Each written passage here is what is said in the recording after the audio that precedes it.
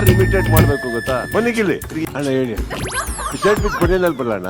ಕೂಗಾಡೋದ್ರಿಂದ ಮಾತ್ರ ಪ್ರಾಬ್ಲಮ್ ಆಗಲ್ಲ, ವಾಮಿಟ್ ಮಾಡೋದ್ರಿಂದ, ಚಪ್ಪಳೆ ತಗೋದ್ರಿಂದ.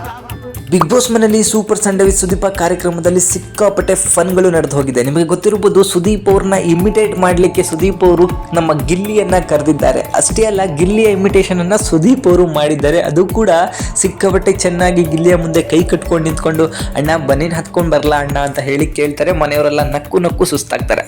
ನಂತರ ಬಂದಂತಹ ಗಿಲ್ಲಿ ಸುದೀಪ್ ಅವರ ಕೈಲಿರುವಂತಹ ಚೈನ್ ಥರ ರಘು ಅವ್ರ ಹತ್ರ ಇರುವಂತಹ ದಪ್ಪ ಚೈನನ್ನು ತಗೊಂಡು ಬಂದು 2 ಬೆರಳಿಂದ ಆಡಿಸ್ಕೋತಾ ಹೇಳ್ತಾರೆ.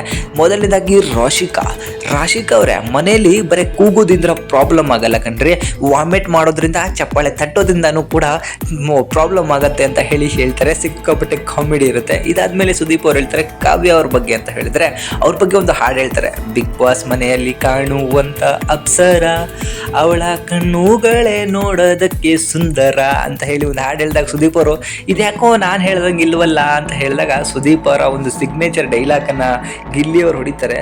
ಯಾಕೋ ಹೇಳಬೇಕು ಅನ್ನಿಸ್ತು ಅಣ್ಣ, ಹೇಳಿದೆ ಅಂತ ಹೇಳಿ.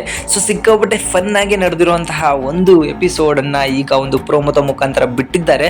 ಗಿಲ್ಲಿಯವರು ಏನೇ ಆಗಲಿ, ಯಾರನ್ನೇ ಆಗಲಿ 100% ಇಮಿಟೇಟ್ ಮಾಡ್ತಾನೆ. ಸೊ ನಿನ್ನೆ ಎಪಿಸೋಡ್ ಎಷ್ಟು ರಾಂಗ್ ಆಗಿ ಎಷ್ಟು ಕೋಪದಿಂದ ಇತ್ತು, ಇವತ್ತಿನ ಎಪಿಸೋಡ್ ಅಷ್ಟೇ ಮಜವಾಗಿದೆ.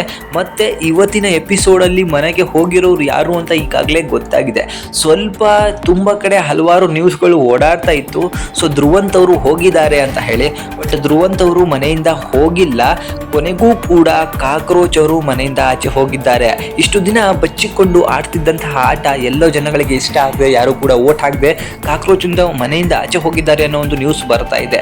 ಸೊ ಅದರ ಸ್ಪಷ್ಟತೆಗಾಗಿ ನಾವು ಇವತ್ತು ಆ ಒಂದು ಪ್ರೋಗ್ರಾಮ್ ಅನ್ನ ನೋಡ್ಬೇಕಾಗತ್ತೆ. ಬಟ್ ಏನೇ ಆಗಲಿ, ಸುದೀಪ್ ಅವರು ಗಿಲ್ಲಿಯನ್ನ ಇಟ್ಕೊಂಡು ಇಮಿಟೇಷನ್ ಮಾಡಿದ್ದು ಚೆನ್ನಾಗಿತ್ತು. ಅದು ಕೂಡ ಸುದೀಪ್ ಗಿಲ್ಲಿಯಾಗಿ ಆಡಿದ್ದು ಇನ್ನೂ ಕೂಡ ಚೆನ್ನಾಗಿತ್ತು ಅಂತ ಹೇಳಿ ವೈಯಕ್ತಿಕವಾಗಿ ನನಗೆ ಅನಿಸ್ತು. ಸೊ ಏನೇ ಆಗಲಿ, ಸುದೀಪ್ ಎಷ್ಟೇ ಕೋಪ ಮಾಡಿಕೊಂಡು ಸ್ಯಾಟರ್ಡೇ ಬಂದು ಬೈದ್ರೂ ಸಂಡೇ ಅದನ್ನೆಲ್ಲನೂ ಕೂಡ ಮರೆಸ್ತಾರೆ. ಎಲ್ರಿಗೂ ಕೂಡ ಬುದ್ಧಿ ಮಾತನ್ನ ಹೇಳ್ತಾರೆ. ಸೊ ಸುದೀಪ್ ಬೈದ್ರೆ ಮಾತ್ರ ಒಳ್ಳೆಯವರು, ಬೈದೇ ಇದ್ರೆ ಕೆಟ್ಟವರು, ಅಶ್ವಿನಿಗೆ ಬೈದ್ರೆ ಒಳ್ಳೆಯವರು, ರಕ್ಷಿತಂಗೆ ಬೈದ್ರೆ ಕೆಟ್ಟವರು, ಇದನ್ನೆಲ್ಲ ಸೈಡಿಗಿಡಿ. ಯಾರು ಕೆಟ್ಟದ್ದು ಮಾಡ್ತಾರೋ ಅವರಿಗೆ ಬೈದು ಬುದ್ಧಿ ಹೇಳೋದೇ ಸುದೀಪಿನ ಒಂದು ಕರ್ತವ್ಯ. ಬಿಗ್ ಬಾಸ್ ಹೋಸ್ಟ್ ಆಗಿ ಅವರು ಅದಕ್ಕೆ ಸಕ್ಸಸ್ಫುಲ್ ಆಗಿರೋದು. ಸೊ ಯಾರಿಗೆ ಬೈತಾರೆ ಅದು ಬೈಗುಳ ಅಲ್ಲ, ಅವರನ್ನು ಸರಿದಾರಿಗೆ ತರ್ತಿರುವಂಥ ಪ್ರಯತ್ನ ಅಂದ್ಬಿಟ್ಟು ಅವರ ಬಗ್ಗೆ ಕೆಟ್ಟದಾಗಿ ಮಾತಾಡೋದಾಗಿರ್ಬೋದು, ಅವ್ರ ಬಗ್ಗೆ ಕೆಟ್ಟದಾಗಿ ಕಾಮೆಂಟ್ ಹಾಕೋದಾಗಿರ್ಬೋದು ಬಿಟ್ಬಿಡಿ. ಅವರು ಮಾಡಿದ್ದು ಸರಿ. ಯಾಕಂದರೆ ನಿಮಗೆ ಇಷ್ಟ ಆದವ್ರಿಗೆ ಬೈದಾಗ ಅವರು ಕೆಟ್ಟದಾಗಿ ಕಾಣಿಸ್ತಾರೆ ಅಂತ ಹೇಳಿ ಅವರು ಕೆಟ್ಟವರು ಅಂತ ಅನ್ನೋದು ತುಂಬ ಕೆಟ್ಟದ್ದು ಅಂತ ಹೇಳಿ ನನಗೆ ಅನಿಸ್ತು. ಸೊ ಇದ್ರ ಬಗ್ಗೆ ನಿಮಗೆ ಏನು ಅನಿಸುತ್ತೆ ಅಂತ ದಯವಿಟ್ಟು ಕಮೆಂಟ್ ಮಾಡಿ ತಿಳಿಸಿ. Thank you.